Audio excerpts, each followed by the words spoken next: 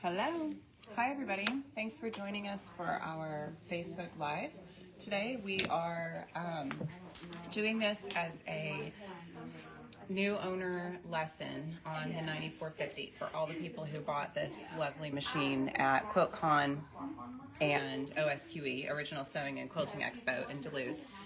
We had lots of fun at both of those shows, and we sold a lot of machines, and not everybody lives near our shop, so we thought we would do the introductory lessons via Facebook Live so that people could tune in from wherever they are.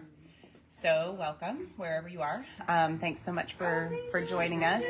And my name is Sarah Campbell. I'm the owner of So Studio. I met a lot of you at the shows, but maybe not everybody. You might have been helped by someone else in the booth. But this is our shop, So Studio, and we're going to give you a quick little tour of the shop and show you what we do here, and then we're going to start talking about this lovely machine here. We do have, you can comment on the video if you have questions or you would like to say something about the machine or offer some tips that you've learned, things like that. Priscilla is manning the camera, and she's going to be also manning the comment section. So if you have some questions as we're going through, please feel free to throw them up there. And then here's some contact information. So if you want to get in touch with us offline or on our website or through email, you can get in touch with us there. And we're happy to continue the process of getting you familiar with your machine and comfortable with your machine as you learn and go. Okay, so again, welcome. We'll do a little quick tour just to give everybody a minute to join in case we have any latecomers. I think we were about a minute and a half late, and that was my fault. 30 seconds. 30 seconds late, okay. I think. So maybe I will, do you want to do the tour? Sure. Okay, Priscilla's going to give you a tour, and then I'll see you back here in a few minutes. Okay. Okay, so welcome to our store. We're So Studio. When you get to our store, this is the overview.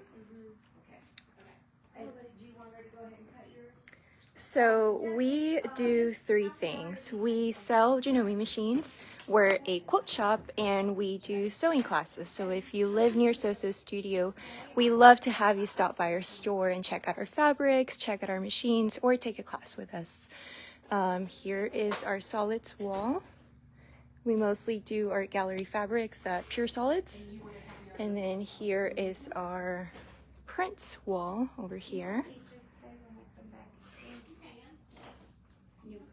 Some pre-cuts. We have accessories kind of everywhere around the store. So our cutting tables, they're from IKEA in case anybody wants to know where they're from. Some machines. Our QDC machines. Our Christmas shelf is right here. It's almost time for the Christmas fabrics to come in again, so this will probably move somewhere else to make space for all the fabrics that we're getting. Batting. Some notions. The Janome accessory tower. And then here is probably the star at So Studio. This is our long arm. So if you live near So Studio, you are welcome to come into the store and rent time on this for $20 an hour. You can quilt your projects. It has the long arm has pro stitcher, so you can pretty much quilt any design that you want and have it look really good. And yeah, we have a lot of fun with this.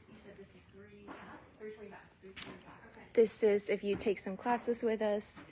These two tables over here, and over here. It's probably where you'll sit. And then let's go over here. Oh, okay.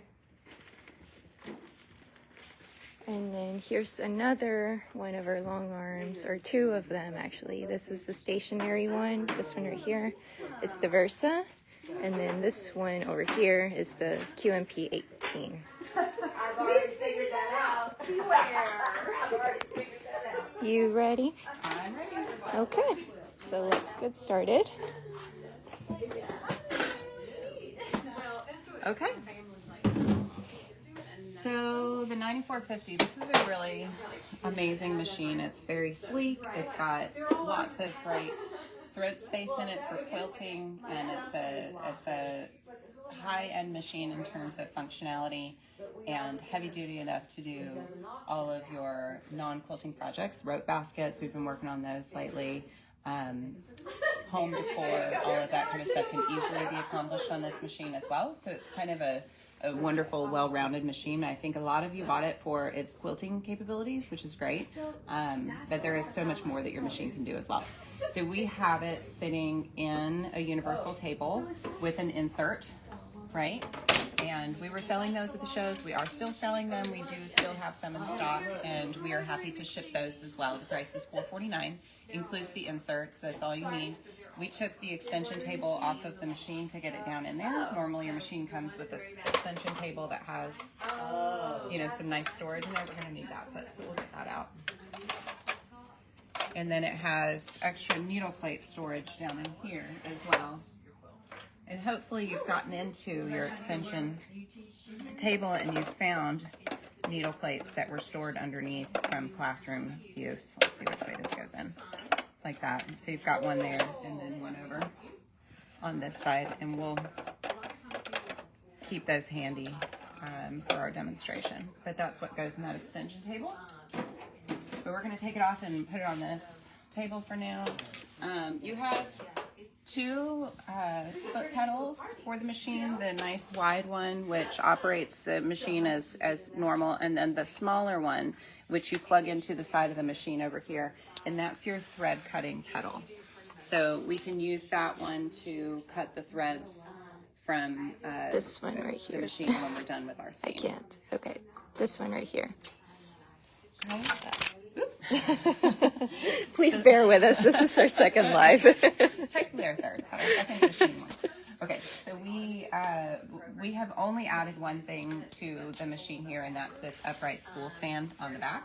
So these come separate, sold separate, and allow you to put threads back here, and you can also put cones of thread on here. I like an upright spool stand. Your machine does come with a horizontal spool stand standard inside, but the upright spool stand is a nice addition to add on there. And it just, there are two screws in the back of the machine. You just take those out and put this on, screw it on. Easy peasy. And then let's see, so we'll talk first about threading the machine. So one thing I love about this machine is all the fancy lighting that it has. And then this, if you haven't found it, is your skylight. So you just push this little button back here and your skylight comes out and lights up your field. And it is adjustable, so you can angle it different ways. Okay, so we'll have that. And then let's go ahead and talk about how we thread the machine and how we wind a bobbin. And Priscilla's gonna man the camera for a little bit until we're through with threading, and then she'll put it on the tripod and answer any questions in the comments. So if you have any questions that come up, give us just a minute for that. So when you put your thread in, you want your thread to come underneath the spool towards you when we pop it on there. And then I like to use a spool cap that's a little bit bigger than my spool, and that way the thread is not brushing against any rough patches on the end of the spool. You do have a couple of different spool caps included, small ones and little tiny gray ones for cones of thread. Looks like that. So it's a specialty spool cap and it's for a cone of thread. You would just put it on down inside the tip of the cone. And then we could be using the upright spool stand on the back as well. So we're gonna go underneath this silver arm here and then around the back of this white cap. Okay, and then I have to make a decision. I can come straight down this way if I want to thread the machine, but if I go back this way, I can get over to the bobbin winder. And I'm actually going to do this two-handed. I want to hold the end of my thread as I'm doing this so that I can make sure my thread is sinking up into the tension disc that's under there. It gets a little bit of tension on the thread for winding the bobbin so that your bobbin winds a little bit tighter than normal. So I've got an empty bobbin here.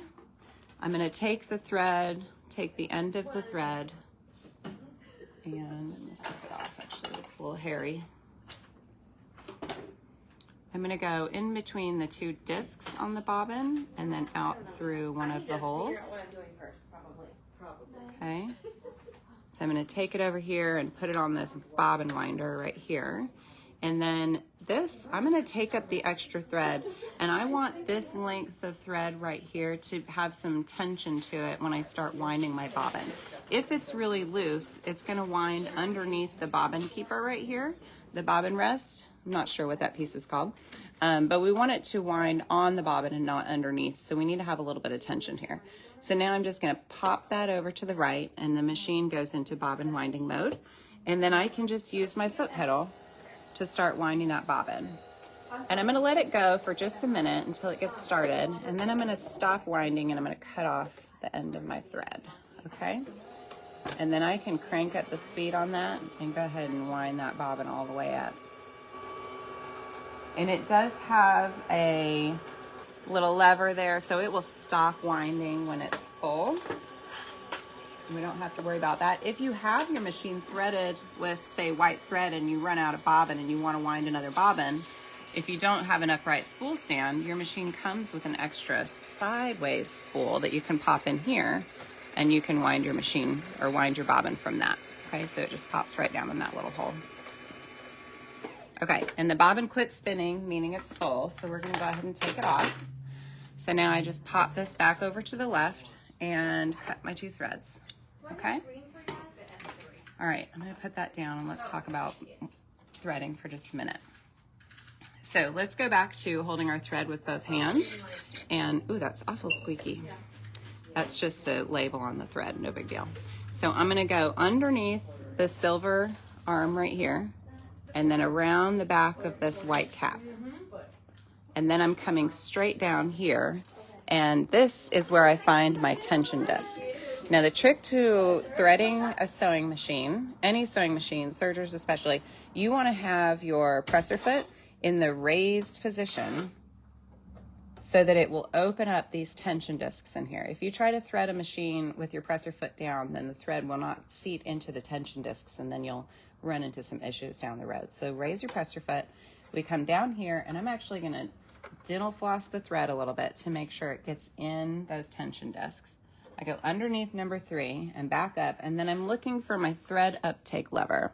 I'm going to crank my hand wheel over on the right side of the machine until my thread uptake lever comes up, and then I'm going to come around the back side of it and forward, and I want to snap it into the front of that thread uptake lever. So I don't know if you can see it, there's a little circle in the front of your thread uptake lever over there. And if your thread is not fully forward in that circle, then it could pop back out later. So we want to make sure that we snap our thread forward into that thread uptake lever.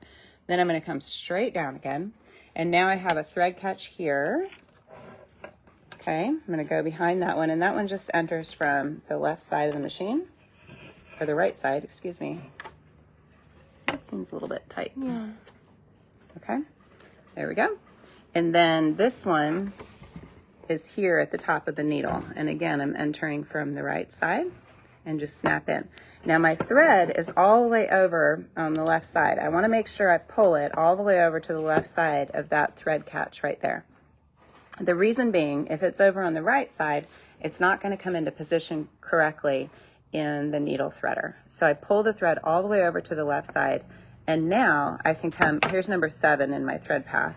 So I can come here, and the thread's going to go into this little Pac-Man guy, and it goes over this guide, and then I'm going to come over on this side of the machine, and there's a thread cutter right here. So I take my thread from the bottom up, backward to forward, and just snap off the end. Okay? Once I've done that, I've got it all threaded, and I've got it ready for the needle threader. The Pac-Man is the needle threader. Now I'm going to lower my presser foot and get it out of the way, and then I can use my needle threader. So this little lever on the left side of the machine, this one here, if I push this down, it's going to, there you go, it's going to come down, and at the bottom it closes, and it should thread the needle. There it goes. And it's going to push, or it's going to pull a little bit of thread through the eye of the needle. Okay, So let's do that one more time. So this is a brand new machine, so we're working out the dust kinks, right? So we come in here and go behind this thread catch, and we go behind this thread catch, and we pop over to the left-hand side. I want to make sure my needle's all the way in the up position when I do that. And then I'm going to go into my little Pac-Man here, over number 7, and I'm going to snap off the end of my thread on the side. And then I'm going to lower this lever and gently bring it back up, and it pulled the thread through the eye of the needle. Use your needle threader if you have a standard weight thread in the machine and a standard size needle. So a size 14 needle or 12 and like a 40 or 50 weight thread. Be very careful if your thread is much thicker than that, and be very careful if the eye of your needle is much smaller than normal, because the delicate little hook on the needle threader will get jammed up and bent out of shape if you're not using it in just the right circumstances. So if you take care of it, it'll last a really long time. If you're trying to use it for thicker threads, it'll throw that little hook out of whack, and we can replace it or reposition it as needed. But if you're not wanting to take it in to get that done, then just be wary of using your needle threader in different circumstances. Okay? All right, so we've got it threaded. Let's talk about the bobbin. So we're gonna pop this little black notch over to the right, pull the cap off, and pull out our bobbin that's already in there, and let's put our pink one in so it matches. We always talk about in our studio having it P for perfect, so it looks like the capital letter P before I slide it in. And I'm going to pop it down in there. And then this has, oh, excuse me. That was my Siri, thought I was talking to her. Okay, so then I'm going to take the end of my thread and I'm going to come down here underneath this thread guide right here. And as I do that, it's going to pull the thread underneath my tension disc. So we talked about having a tension disc on your upper thread. There's one on your bobbin as well. And it's this little silver piece right here. And so when I come under this guy right here, it guides my thread under the tension disc as well. So I'm going to hold on to my bobbin and just pull my tail around that way. Okay? And then I can follow this little path here with my thread tail. And when I come right here, it's going to snap the end right off. And then just put my cap on and I'm good to go. All right? Okay, I pulled that stylus out for that, and it has a nice little storage compartment right here that a lot of people don't know about. Okay, so we've got our machine threaded. Now let's talk about what we see on the front of our machine. So the first thing that I usually look at is the speed control. So 3 arrows is fast and 1 arrow is slow. And this is just the maximum speed that your machine will sew at when you have your foot pedal floored.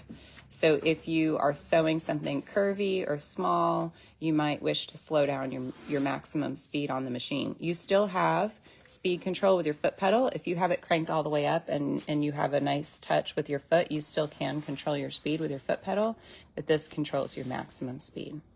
Okay, so that's a nice function. And then over here we have a thread cut. When we're done sewing, it's going to cut our threads for us. We have automated presser foot. This is a really cool function on this machine, and we will go over this in detail. And then this button raises and lowers your needle. And then we have a knot tying button and a reverse button. So let's go over those in a little more detail. So the automated presser foot. So this presser foot is on a motor, and I can lower my presser foot a couple of different ways. I can lower it by pressing this button right here, and then I actually can work the lever in the back. So if I have to make some minor adjustments to the placement of my fabric, I can do that there. I can also lower my presser foot by hitting my foot pedal underneath the machine. So if I press my foot pedal, the presser foot lowers on its own. Okay, so all I would have to do is just place my fabric underneath and then press my foot pedal, and I'm off and running. Now, this button that we talked about is your thread cut button. So when I'm done sewing, if I hit this button right here, it cuts the threads for us and raises the presser foot. Okay, That's not a very secure seam, so we want to talk about how we can secure the end of our seam in using either a back tack or tying a knot. So that's these buttons here.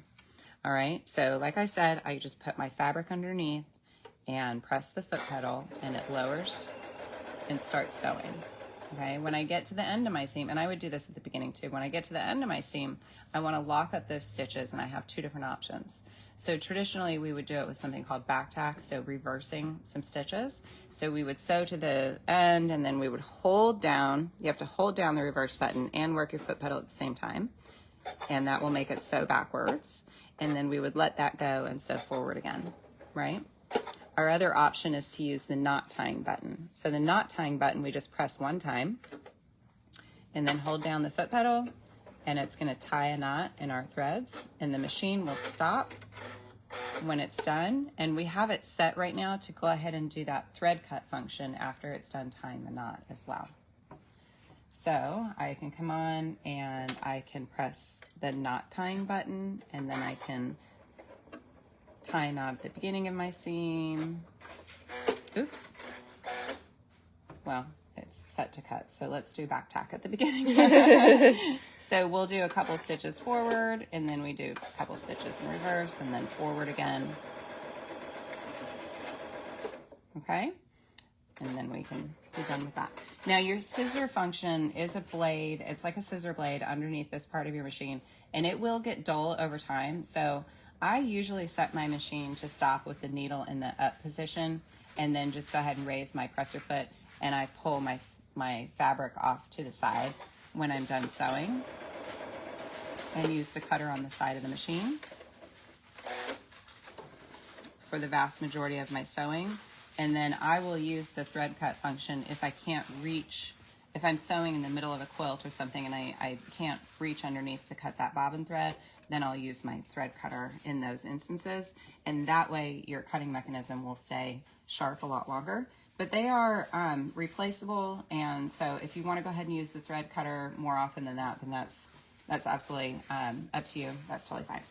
Okay.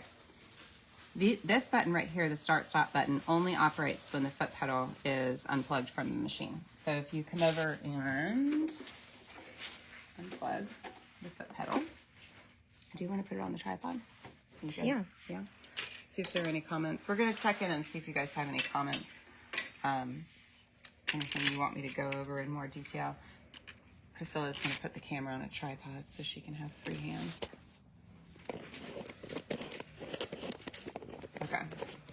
So I've got the foot pedal, unplugging the foot pedal. Are we still there? Are we still Did we lose anybody? Sorry. Okay. Okay. Go on. Do you want to see if it's still live? Okay.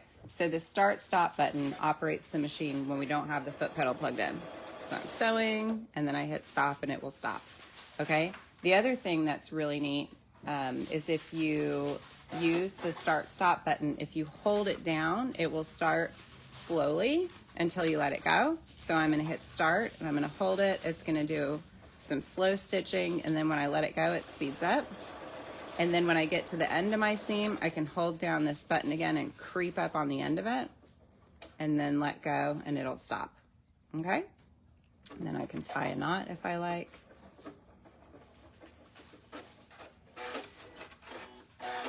Okay, good to go.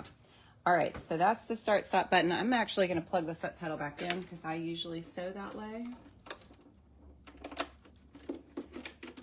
All right, now we're going to go over and talk about the touch screen functions and what we can do over there. Okay, so first of all, let's look at the right side of this screen here. Off to the right side, we have 3 buttons. We've got an open file, we have a settings button, and then we have a locking button where it locks the machine if we had any need for that. And let's go into settings right now, and let's look at some of the settings. So we have, first of all, screen contrast. I'm going to make that a little bit brighter so maybe you guys can see it pretty well, hopefully. And then I have a volume setting right here. A couple of things I want you to do when the machine is brand new is to go in and, first of all, unless you're a millimeters person, go ahead and change it to inches. That's a better setting, I think, for a lot of us. And right now, we are in machine settings. So the first category over here is machine settings, and I can see up here at the top that there are 4 pages of machine settings. So it says set 1 out of 4. In order to scroll through the pages, I need to use these little arrows down here. So I've done what I want to do on this screen. I could scroll over. I'm only going to talk about a few things that I think you guys might find useful. This format button right here, if you have a USB that you want to work in the machine, like you're going to upload some stitches from Stitch Composer, and somebody asked yesterday if we could do a video on Stitch Composer, so we'll put that on the list and get to that soon, hopefully. Mm-hmm. But if you get a brand new USB that you want to use with the machine, you want to come in here and format it so that the machine can read it properly. And then there's a standby timer, which we want the machine to, you know, sort of hibernate if we walk away from it for a while. So you can set your standby timer there. And then we have an upper thread sensor. It's going to tell us if the thread breaks as we're sewing. These are the lights, quiet mode. So if you want to sew in front of the TV and not disturb people or something. Background color, some of these things are just preferences. And then, so we've done all of the machine settings. Let's go over to sewing settings. So I'm going to go to this second tab right here, and I can see there are 4 pages in the sewing settings. So the first one is auto tension. The machine will set the tension for you in all of the different stitches. That's what auto tension is. But if you were having trouble with the tension on your machine down the road and you couldn't get it in to have it serviced right away, you can adjust your overall tension settings up or down from auto to make adjustments to fit your needs. And then you can also do that on the individual stitch level, and we'll show you that in a little bit. The remaining bobbin threads, so I have this sensor turned down because the default is 2.0, and that tends to leave quite a lot of thread on the bobbin when the machine tells me that my bobbin is running low. So I actually turn that down on all the machines that I unbox to 0.5 because I think that's a better setting there. The bobbin is closer to empty, and you can turn that off as well if you want to go ahead and use up your entire bobbin before you put a new one in. And then this is the needle stop position. So right now it's set for the needle to stop in the fabric. I'm gonna, for these purposes, change it over and have it stop with the needle up.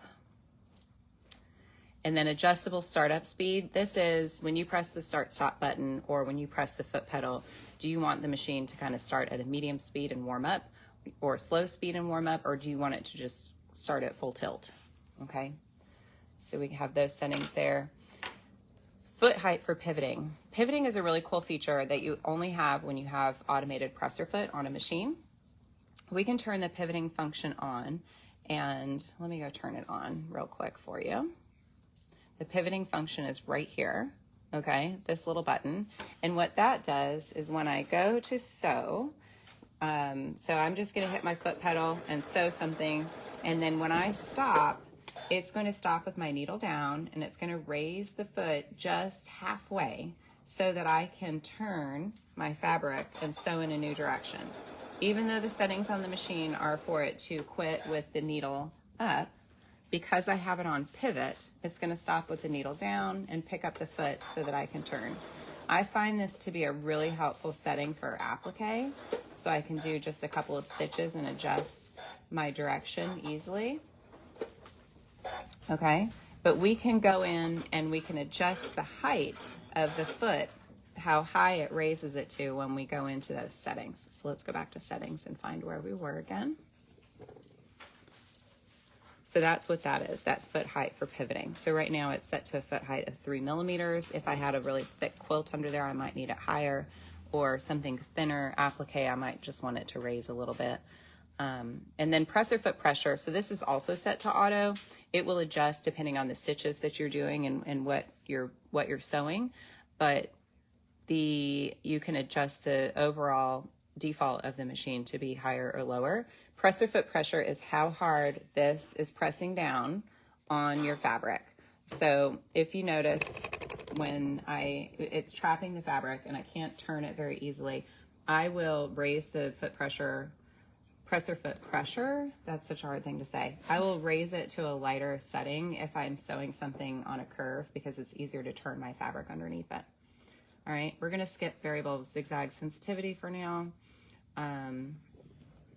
Thread cut after auto lock. That's when I locked the stitches, did the locking mechanism, and then it cut the threads. I can turn that off if I like. So somebody asked a question about that, the locking stitch button, Kathy Adams. How do you turn the auto cut with the knot tying? And that's how you do it, Kathy Adams. You go in here and you turn that off. Okay, so we're in sewing settings, which is the second tab, and we're on page 4, and it's thread cut after auto lock. Just turn that to off. The other thing I really want you to turn on is your favorite stitch adjustment. This is default to off. When you first purchase a machine, its default setting is off. Go in and turn it on because it's one of the coolest things about this machine. Okay, and we'll go over that in more detail in a few minutes. I said that a lot yesterday on the video, and Priscilla told me that I should stop doing that. But the what? I'm going to come back to it comment, but I am. I'm going to come back to this. We'll come back to it. Maybe not in the live. We'll definitely come back to this. Definitely but, in the live. Yeah. You know, for future, when she says we'll come back to it, we'll come back to it. A couple in of the things future. I didn't get back to yesterday because we talked for an hour and a half. It was insane. Okay, resume mode. If I turn my machine off for the night and come back the next day, if I have resume mode on, it will ask me if I want to resume the last thing that I was working on. So if I was in a zigzag stitch when I turn the machine off, it will ask me if I want to resume that, and it'll go straight back to the stitch that I was working on. Okay, so we can turn that on as well. And that's it for machine settings. This last tab is language. We're going to keep that in English. And then anytime you make any changes to any of our settings, we need to hit OK so it saves them instead of hitting X. If you hit X, it closes it out and it goes back to default settings. So make sure you hit OK so it saves your changes. Okay, now we are on, this is kind of our home screen. This is the first thing you see when you turn the machine on. Okay, so we talked about the pivot button. And the next one over is a double needle setting. So if I hit that one, the machine's gonna gray out some of these stitches that I cannot use when I have a twin needle in the machine. The reason being they would be too wide and one of the needles would hit the needle plate because the needle is no longer in full center position, it's wider than that. So when you have twin needle on, that's intended to be a safeguard so that you're not destroying needles as you're sewing. Okay, so we'll turn that off for now. It says check the needle, twin needle setting was canceled, that's fine. Okay, and then we have this one over here, that's for accufeed. When we put our accufeed foot on, we will engage that one. And that's another thing we will come back to on this video because those are two very important things. This, right now, we are in utility stitches. So we have 5 different categories right here. These are tabs, right? And so the first one is utility stitches and buttonholes. The second one is our decorative stitches. This one is tapered stitches, alphabet, and then our sewing applications. And we're gonna go through all of these, starting with our utility and buttonhole. So we are in utility. There are 1 of 2 pages showing of utility stitches. So I have my standard straight stitch is selected, number 1, and over here I can see what that stitch is going to look like. This little oval kidney bean looking thing is representative of the needle drop hole on your sewing machine. So the stitch is running straight down the middle of the plate, right? And this is kind of representative of how long it is. I can make adjustments to that stitch over here. So I see this little icon right here is representative of needle position. So my needle is right in the middle of that oval right now, set to 4.5. So this machine has a 9mm needle drop, which means there are 9 millimeters difference between the full left side and the right side of your needle drop options. And so right in the middle is 4.5. I can make adjustments to that here, and all it's doing is moving my needle over to the left or over to the right. So now you can see that my stitch moved because my needle moved over to the left. This one is your stitch length. So this is set to 2.4 right now. Maybe I want to increase my stitch length, okay? And it's showing me what I'm doing to the stitch over here. Now, this is a little pop-up. So you see this little arrow right here? If I touch that, it's going to bring these settings up to a bigger screen. So there's my needle drop that I played with. There's my stitch length. And then I can see my auto tension, and I can see my presser foot pressure. So tension right now on this stitch is set to 3.8. That's the default. And then your auto for your presser foot pressure. So remember when I talked about if I was sewing something curvy, I can decrease the presser foot pressure, and it's going to make it, my fabric, just a little bit slippery under there and easy to turn. Can you see the... Oh, you want to show the whole screen here? So now, if I'm sewing... Oops, I pressed the wrong foot pedal. So now, if I'm sewing, I can easily turn my fabric in a circle underneath that presser foot because I've lightened the pressure of the presser foot. Okay? If I want to go back to default settings, I just hit this little DFT right here. Okay? But let's say I like my stitch length to be 2.1 instead of 2.4. I've changed something from the default that the machine is set to, and so I can go in and I can save that setting as my favorite stitch. Remember when we turned on favorite stitch in settings? This is where this comes in handy. So this little button right here, FS, if I touch that, I can save these settings to the machine as a favorite stitch for my straight stitch. So it's saying that my tension was set a little bit different and my stitch length was set a little bit different. I must have accidentally pressed that button at some point when we were talking, but anything that I've changed from default is now highlighted in yellow, so I can see where my changes are. Now I can go in and I can go do some other kind of stitches today. I can do something else in my project. I can turn the machine off and come back the next day or the next week and go back to, oh, there's that message, resume last pattern. I'm going to say no for right now, right? And so I can do whatever I want to do that day. If I go back to that straight stitch, look, it's still highlighted yellow because it saved it as my favorite stitch settings. So if I ever wanted to get rid of those, I could go in and delete them and restore everything to default, and we're good to go. The favorite stitch setting, you can save a favorite stitch setting for every stitch on this machine independently. So it's really cool. Make sure you turn that on. Okay, there are some really cool stitches in here. People usually don't know what these are, so I'll talk about these really quick. This one is one that does a little back tack at the beginning and a back tack at the end. All right, so if you put this one on, when you start sewing, it does a little back tack for you. And then when you get down to the end of your seam, you need to hit your reverse button to tell it where to do the back tack at the end of the seam.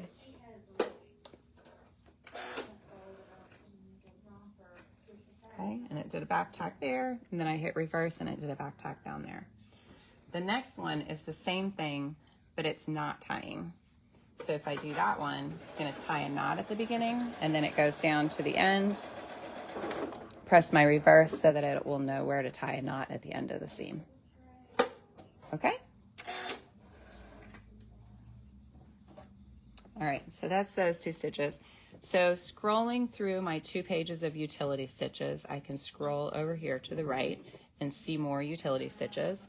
This is like over edge, blind hem, all those kind of construction stitches. In every stitch that I choose, I can see the recommended foot down here. It'll show me the foot and shows me a picture of it, and then I can go in and make adjustments here, and I can go save it to favorite stitch settings if I like. Okay? And then if you notice, I pulled that up and it said, hey, you are overcasting right now. So sometimes that's really handy too. It'll tell you what kind of a stitch you're on. Let's see what it says for blind hem. Blind hem. So that's cool. Okay, after utility stitches, then we get to buttonholes. So if I keep scrolling over, I can see all of my buttonholes there. And the buttonhole foot is not here. So we can't talk about the buttonhole Want me foot to right find now. it? I'll find it. I know where it is, actually. It's in the back of it. Here's a tip. The buttonhole foot got stored in the back of your extension table. So you know how there's the front of your extension table? There's also storage in the back, and that's usually where the buttonhole foot is. Did everybody see that? And I often forget that that's where it is as well. Okay. So let's do a quick buttonhole. This is one thing I forgot to do on the video yesterday. So maybe if the S7 people are watching, they can learn to do a buttonhole. So this buttonhole foot has a stabilizer plate. If you have a normal weight fabric, you're probably fine. But if you have a lighter weight fabric, you can put that inside like so, and it will help stabilize the fabric for sewing a buttonhole. Okay. And then I'm going to open up the buttonhole foot on the back here, just push it open, and I can put my button right in there. And then when I get my button in there, I can just cinch it down until it's tight, right? And then after I've got my button in, I can make minor adjustments to the length of the buttonhole with this little adjustment right here. So if I want it to be, I call this short and long, or it could be snug and loose. Maybe snug and loose is more fun to say. So if I want my button to be snugger, then I'm going to turn this until my line comes down closer to the S. And if I want my buttonhole to be looser because my button is kind of thick or my fabric is kind of thick, then I want to go up towards the L. Okay? We're going to set it on default setting right now, and we're just pretending to have a button in there. All right. It's going to start sewing. Sorry. Okay. So then this is where we attach the foot onto the machine. So taking the foot off of your machine, as simple as pressing this little black lever in the back. Boop. And then I'm going to pull the foot off. I'm going to slide this one underneath and kind of line it up with the foot there and lower my presser foot, and it snaps it right up. Okay?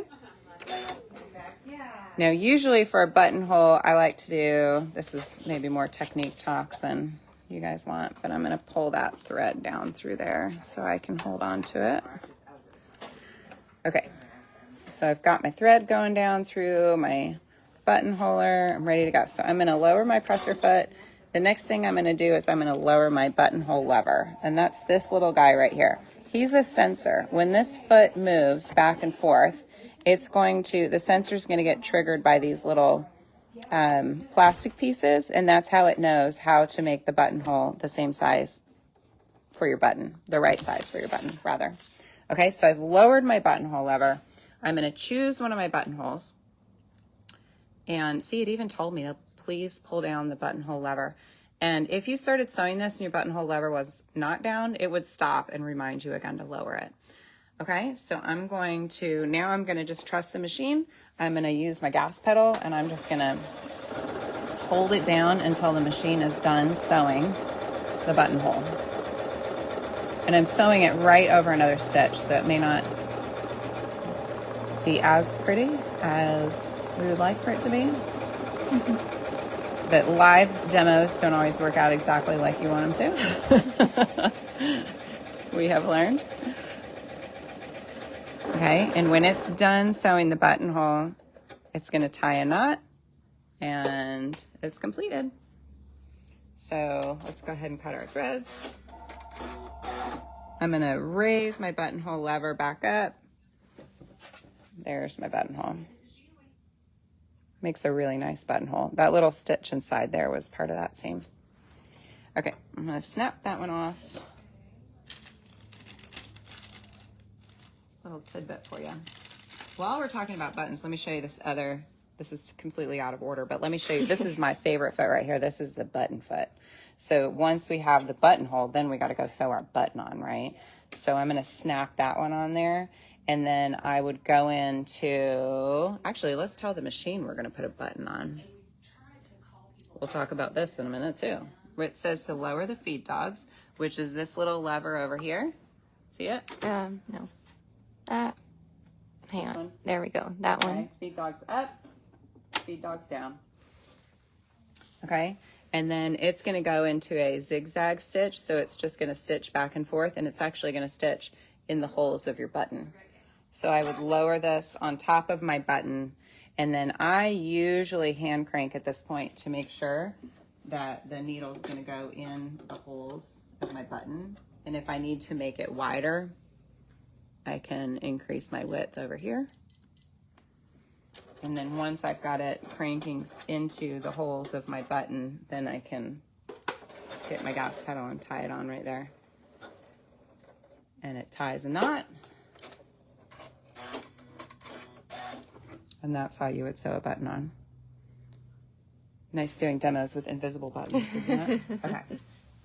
That's my favorite foot in the whole thing. Never sew a button by hand again.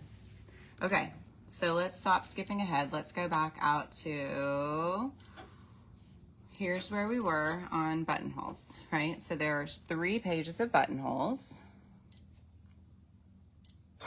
And that was our button stitch right there as well.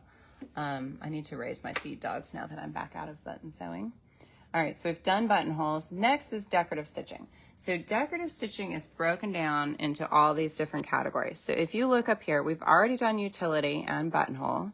And then we have all of these categories: applique, heirloom, quilt, satin, decorative, long, pictograph, and play. All of those categories are in decorative stitches. So this little decorative icon right here, if you press that one, then it will pull up all of these categories. So I have applique, heirloom, quilt, satin, all the same categories I had up top. One thing I want you guys to know is because this machine is a 9mm machine, we have a 9mm needle drop width. When you put your 1/4" foot on, which is what I have here, this is your 1/4" foot. It has this little black flange on the side, right, for guiding the fabric. You actually also have included in this machine a 1/4" foot that does not have a flange on the side of it. So these are feet O, and the only difference is this little guide. So sometimes in the middle of a quilt, I'd rather have that one so the guide's not dragging against my fabric. But when I put this foot on, my needle is not a 1/4 inch away from the side of the foot because it's a 9mm foot. So if I'm gonna do quilt piecing and I'm gonna use my 1/4" foot, I need to come in here to the quilt category and I need to choose that 1/4" stitch right there. And you see what it did? It moved my needle over to the right side of my needle drop hole. So now my needle is a 1/4 inch away from the side of my foot. Here's another one where we often come in and we make adjustments to our needle drop so that we can do a scant 1/4 inch. So I would change that to 8.6 and change that on my favorite settings. And now every time I come into my 1/4" stitch, my needle drop is going to be slightly to the right, so I have a scant 1/4 inch going on. Okay? So again, decorative stitching broken down into categories. We talked about quilting and 1/4". There are 2 pages of categories, so I can scroll over and I can see some of the other long one, or the other playful ones. Let's go to pictograph for a minute. All right, so on this screen, I have all the different stitches, and then I have a representation of what the stitch looks like. If you notice, it's doing the same stitch over and over. Okay, let's say I want to do a series of stitches. I want it to be like several different stitches in a row. I come up here to this button. See how it has 3 hearts right here? It's doing repeating the same stitch over and over. If I press that button, now I can do a sequence of different stitches like that. Okay, so that's this guy right here. The other thing I can do is I can flip stitches this way. Hey Julie, sorry, 1 second. Julie, can y'all go to that table back there? It's a little loud. Thank you. Sorry, we have customers, believe it or not. So we're going to do a sequence of stitches here, and I touched the sequence of stitches and it brought up like the whole repetition of what we've got. So I can keep going and make this whole big long, and I can press it and I can see this whole sequence of what I've got scheduled. Okay, this is particularly helpful for like a quilt label, for alphabets, stuff like that. So again, repeating stitches or doing individual sequences. This one flips them left to right, so I can do, let's look at this car. So I flipped the car over. I can flip it back the other way. And then I can also flip the car this way. Turn them both on and have a car that way. So that's what vertical and horizontal flipping are. I can delete stitches here, and then I can move my cursor up. So let's say I'm fine with these down here, but I want to delete something back towards the beginning. Then I can move my cursor up and down in the sequence here and delete stuff as I go. Okay, let's say I made this whole sequence that I really liked and I wanted to save it so I could use it again. So this button right here, this little envelope, saves things, or a little folder, saves things to the machine or to a USB. So when I went into save file, I have two options. I can save it to the machine memory, or I can save it to a USB. And then I can write the name. I can edit the name of it to be whatever I want it to be. And I can save it by hitting OK. And now tomorrow I can come back and I can repeat that exact same sequence of stitches. All right, let's see what else we have in decorative. This is a good, I want to do applique because I want to show you a demonstration of what this little B right here means. All right, so when I'm doing applique, and I'm going to go back to, let's see, I want to use, for applique, I want to use my F foot, and I have two options for an F satin stitch foot. One of them has a closed toe right here and a little red mark marking the center, and this is called an open toe satin stitch foot. Both of these are included with your machine. I'm going to use the open toe applique foot today, or open toe satin stitch foot today for my applique. Okay. So let's pretend we're doing a little applique stitch, and let's see. This one's good. This one has 3 vertical lines and then 2 horizontal lines. So the machine's going to go forward, backward, forward, left, right. Forward, backward, forward, left, right. Okay, so let's see what that looks like.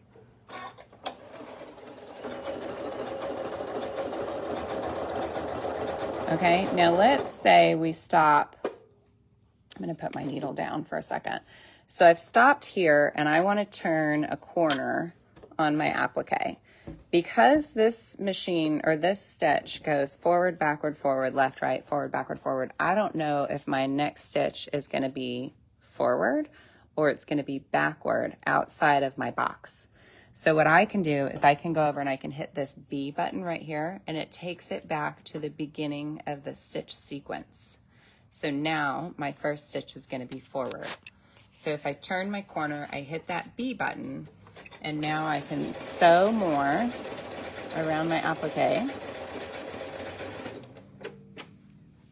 Okay, and then let's take it off and see what that looks like. I have a perfect little corner right there, and I don't have some errant stitch that is sticking out backwards out of my applique. All right, so that's handy for that one. Let's skip forward out of decorative stitches and let's go to tapered stitches. So tapered stitches are just decorative stitches, and there's 5 pages of these. They're just decorative stitches that you might want to do on the edge of a bag or something, but instead of just having a rough flat edge on them, it tapers the end. Okay, so you have a tapered end at the start and a tapered end at the beginning. Now, there are lots of settings in here that you can change. You can change it's this button down here. This is a smocking stitch. You can press this button right here and it brings up all of these options.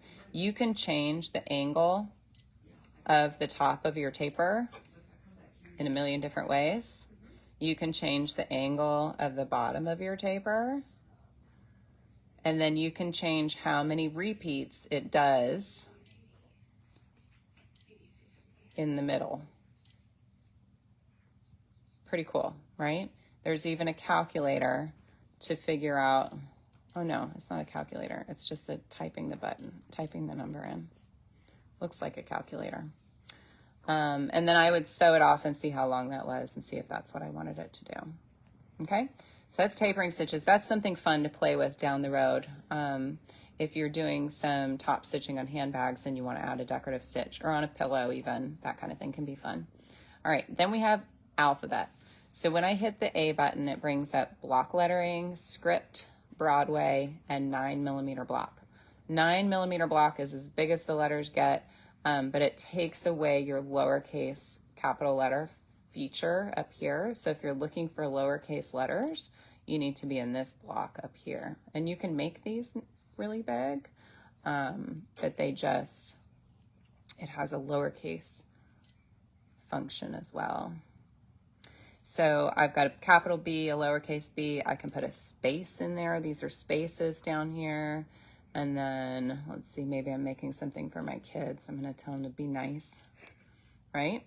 And then I can go save that to the machine or to a USB. So I can come back and put that on everything I make for them, just as a reminder. And then I have large letters and small letters. So if I put some smaller letters after them, you can see the size difference. And this is delete. We've already talked about delete. All right. And then there's script letters and all this other stuff too. Okay, so that's alphabet.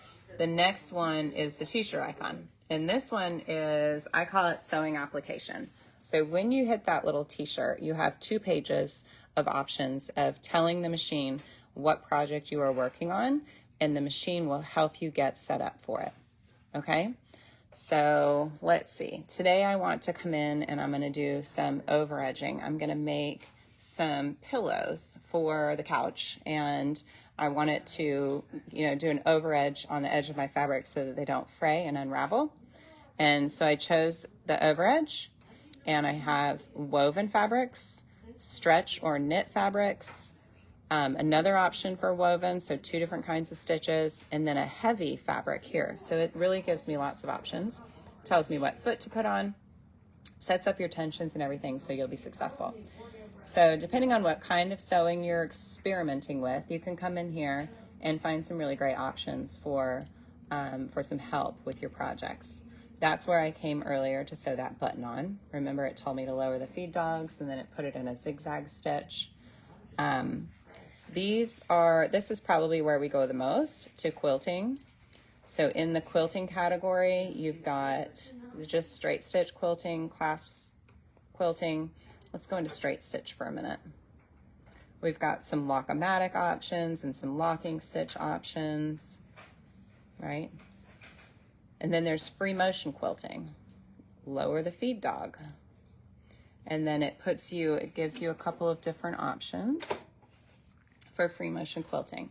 So if I'm here and these 2 stitches, either straight stitch or zigzag, you'll notice that this foot down here is the darning foot. That's what those look like. So you have one regular darning foot, closed toe, and then you have an open toe darning foot. Okay, if I come down to these stitches down here, it changes my foot option right here. Okay, these are, let me get this so we can see them a little better. These are the quilting feet that it's referring to with this QCQO. So we have open toe, closed toe, really open toe, wide open toe, and then an echoing foot. So this one you can echo a stitch that you've already stitched, either a 1/2 inch away from your previous stitch or a 1/4 inch away. This one takes a little practice, I gotta tell you, but it's a lot of fun. But these little feet I like for free motion, and I'll show you the difference between these and the darning feet real quick. So I'm gonna unscrew this foot on here, and we'll put a darning foot on first.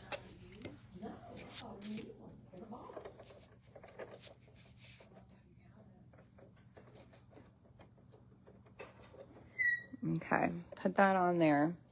Now for free motion quilting with this one, I want to go back up to one of these stitches here. And let's do needle down, needle up, and we're going to pull up our bobbin thread. And then middle speed. I'm just gonna floor it on my foot pedal, and I'm gonna move my fabric around, okay?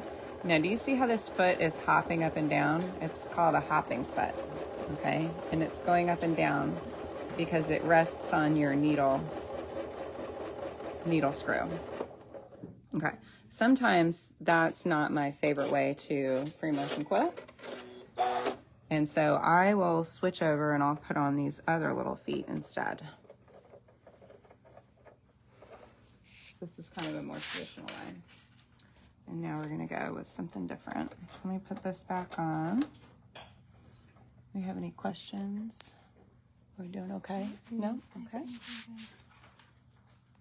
All right, so let's put on this one right here. So I'm gonna snap this off. This has 2 bars, so I wanna bring it on from the back first and then pop it up.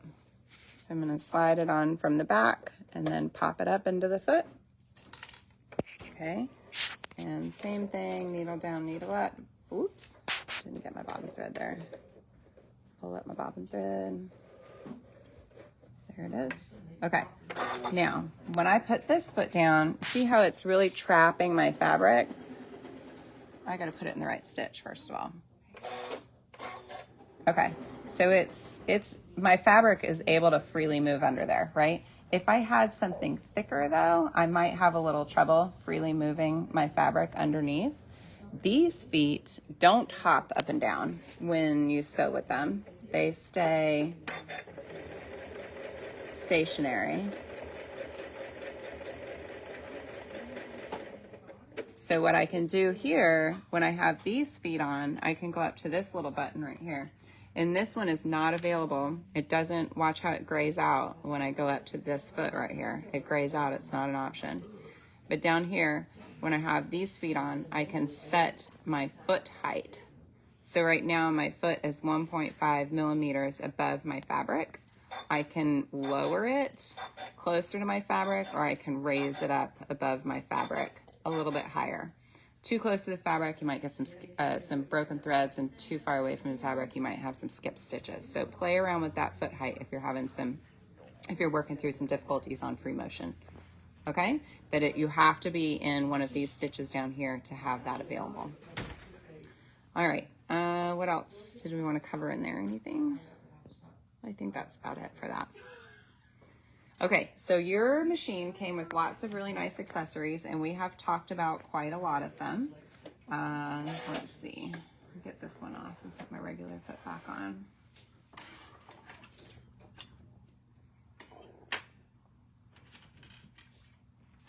Where is my regular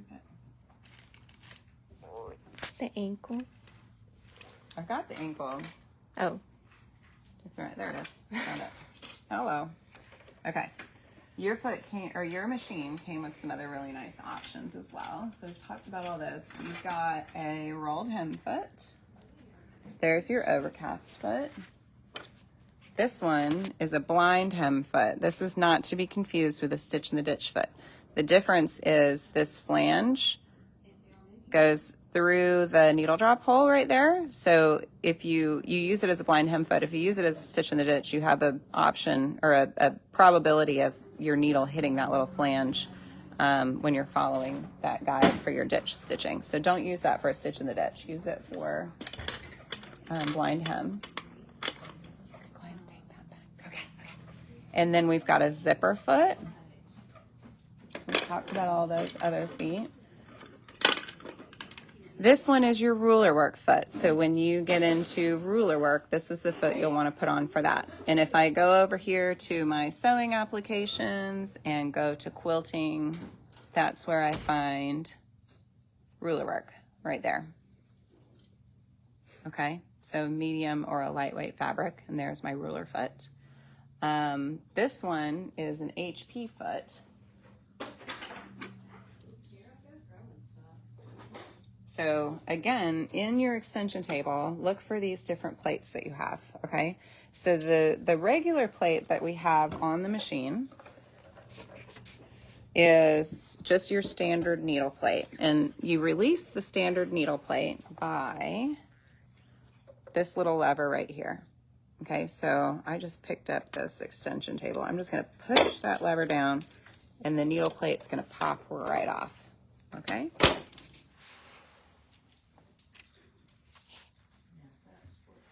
Okay. So this needle plate has a wide open needle drop hole. All right, that's your standard needle plate, your zigzag needle plate. This one is called your straight stitch needle plate. This one, the hole is divided up into 3 sections, okay? And then this one over here is your HP needle plate. This one has just one small hole. When you put a plate on the machine, you just push it down. The machine recognizes what plate it has on it, because they each have a little different configuration on the back here. There's a little sensor that reads that.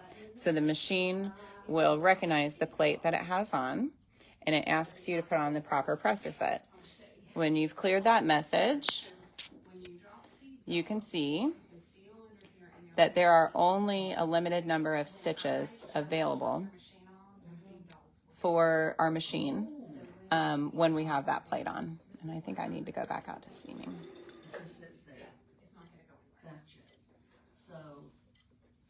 Oh, the feed dogs weren't up, so it was thinking I was still in free motion. Okay, so let's go back out to, oh, sorry. Let's go back out to our utility stitches. So we have our A foot, just our standard sewing foot. We have the straight stitch needle plate on. Now we only have a few options for sewing. And these are also listed up here under your lid. So straight stitch needle plate, those are the stitches that are available to you. Anything else and you would sew your fabric to the plate. These are the professional grade needle plate. That's the HP plate. And those are the stitches that are available for that one. And again, the machine recognizes the plate, so it will know what you've got on there. So the straight stitch needle plate is really great for delicate fabrics and for piecing and stuff like that. It keeps the needle from pushing delicate fabrics down in there, and it keeps your little corners of your triangles and things from diving down in under the plate when you start on those corners. Okay, the HP plate you use, when you put the HP plate on, you want to use it with this foot right here, your HP foot, or this guy right here. This is the accufeed version of the HP foot. Okay, so both of those work in tandem with this plate right here. And what it does is it moves your stitch. There's a lot of technical reasons for this, but it moves your needle over to the left side, and you use only the left side feed dogs, and your bobbin thread comes off straighter, and it's intended to give you it gives you a much nicer, straighter top stitch because of the way the bobbin thread comes off, and it's a beautiful little foot just for piecing as well, because your needle goes down in the center, and so this side of the foot is 1/4 inch, this side of the foot is 1/4 inch. This little mark right here is 1/4 inch. I don't know if you can see that on the video, but there's little marks on the foot as well. So this is a great setup for piecing your quilts. And then the walking foot version of it has the same markings. And we're going to talk about the walking foot next. So let's put our regular standard needle plate on, zigzag needle plate. And now let's change out our foot for our walking foot. So this is the accufeed system, and this is kind of like a walking foot on steroids. So a normal walking foot, what a walking foot does is it takes, normal feet have, you got it? Trying to get rearranging closer. just a little bit here. Sorry about that. Make everybody seasick. Okay, so the feed dogs underneath are going to move the fabric, correct? And then the top layer of fabric is going to drag a little bit against this foot. So this adds adds feed dogs above your fabric that move the top layer in tandem with the bottom layer. The best thing about this foot is this little hook right here. It hooks into the motor that controls your lower feed dogs. So not only is it more accurate than an old traditional walking foot, you can change the speed of this one compared to the speed of these lower feed dogs. It's called differential, and there's a knob over on the right side of the machine right here. Okay, normally you're gonna have it on 0, but if you have a quilt sandwich that has a stretchier fabric on the top or the bottom, you might find that you want this one to feed faster or slower than these, and you can change the differential on the side of your machine. So when we go to put this on, this is where the needle screw or the little presser foot screw is going to go. So I'm going to put that on first. I'm going to tighten that down. And then in the back, you remember that little hook that we had, this little silver hook? I'm going to reach around, and maybe Priscilla can catch this on the camera. Reach back, and if I push that forward, it clicks in and it engages with the machine. You have to engage that for this foot to work properly. Okay, and now, let me clear off my mess over here. Now that that is engaged, I'm going to come over here and I'm going to tell the machine that I've got the accufeed foot on the machine. So that's this third button right over here. So I'm going to press this button right here, make sure the proper presser foot is attached. And I've got a certain number of stitches here. And now it shows the AD foot. That's my walking foot. So this little boot right here snaps off. This is the AD foot, so you can compare it to that picture right there. That's what we're talking about here, okay? So I'm going to lower that down, and now you can see, I'm going to slow the machine down so you can see how that foot works. So it's pulling the top layer of fabric along. See how that goes? So really cool. So you can, with this foot, you can have different, when you unscrew it, you just unscrew it. The little hook will come out of the back, no big deal. So you can have little different boots to attach to your walking foot. And the two most popular ones don't come with the machine. They are the twin quilt piecing foot, which is your 1/4 inch foot, and then the ditch quilting foot. And both of those are available to snap on. We sell them, we can ship them. If you guys need something from us, just let us know. And it would just add a stitch in the ditch flange or a 1/4 inch flange so that you would have those options with your walking foot. So that's one reason those things are so nice. Your HP one is just a narrower version of that. All right. And then there's not HP, but another version of this that's a narrow one that you can also get. You can put a zipper foot on it and stuff like that. So there's some different options there. And then what else have we got? You can get an Ultra Glide needle plate if you are working on vinyls, leathers, any of those kind of sticky fabrics. Or you might be able to get away with just an Ultra Glide foot. So this plate includes the foot as well, but you might be able to get away with just an Ultra Glide foot. And then we talked about free motion, right? So if you're doing some free motion quilting, you might want these different accessories. So this one is a bobbin holder with lower tension to it. And that is, it's the same bobbin holder you have in your machine. It's just set with a lower tension, which makes your free motion quilting come out a lot nicer. And these purple tip needles are what's recommended for free motion as well. We do teach free motion technique classes here at the shop, and you can come take those if you like. And then there are a plethora of other feet that you can get. Your machine came with a ton of feet, so you may not want to add stuff right away, but when you start looking down the road, let us know, and we've got lots of stuff in stock that can make your sewing life fun, more fun, always fun. Okay, so that's accessories, and we talked about that spool stand. We sold a lot of spool stands at the shows because those were really popular. I want to talk just briefly about machine maintenance and then see if we have any questions to answer. So if you keep your machine vacuumed out regularly, we don't ever want to blow canned air down into a machine. All that does is blow the muck further down into the gears. So just vacuum out your machine or use a Q-tip. So I'm going to take off that extension table so we can see this again.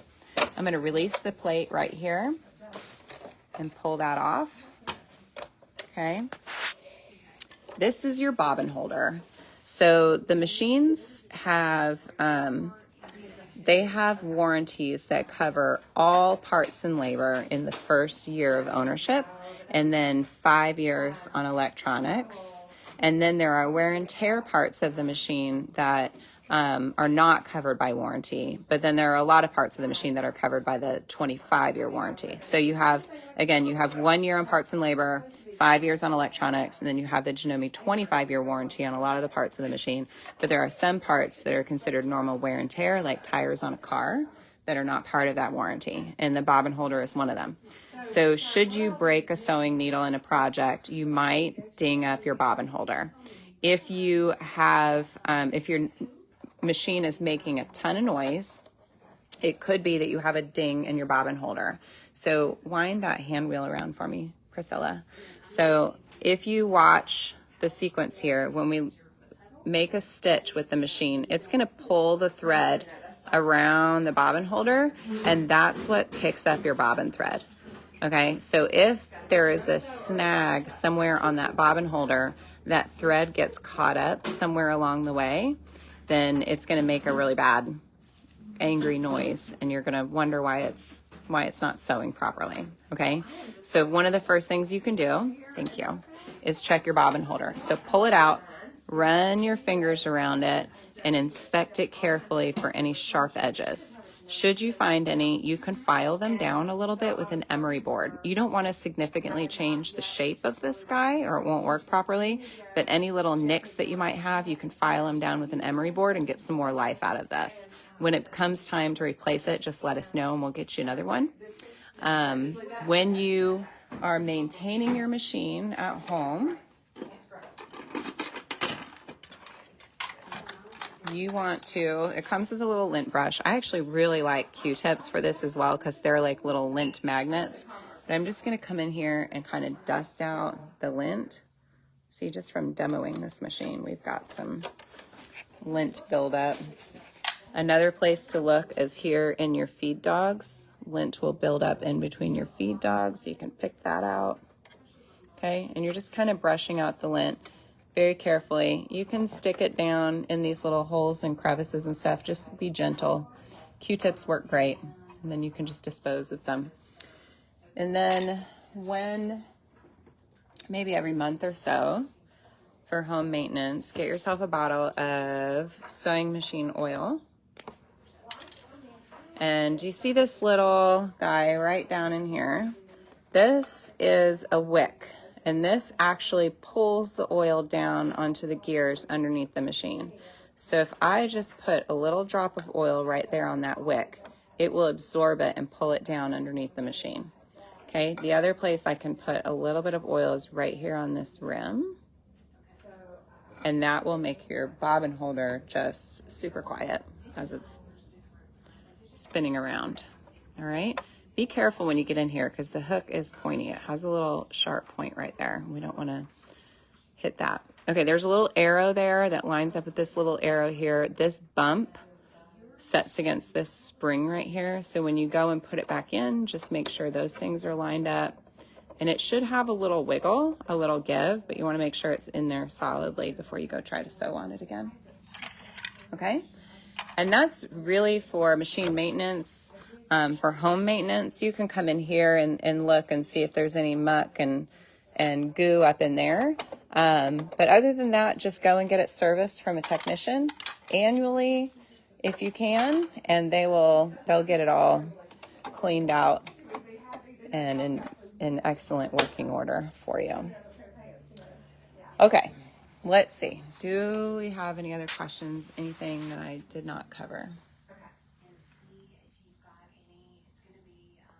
No? I think we're good. Okay. All right. Well, if you guys think of anything when you are absorbing all of this mountain of information later, please give us a call. And we will continue to monitor the Facebook page. So if you want to comment later on this video and ask questions or ask for clarification on something, we will be around for that. But thank you so much for joining us. We're going to just refer the 5 o'clock people back to this video, so you won't actually learn anything new by tuning in at 5 o'clock. We realized very quickly that I talk a lot longer than I had originally intended, and so we don't want to do another hour and 20-minute recording at 5 p.m., so we're just going to direct people back to this video. But we will continue to post small snippets about different feet and different techniques and things as we go along. So if you have any ideas for things you want us to cover in videos, please let us know. And thank you so much, and we look forward to having you all in the shop at your earliest convenience. Talk to you soon. Bye.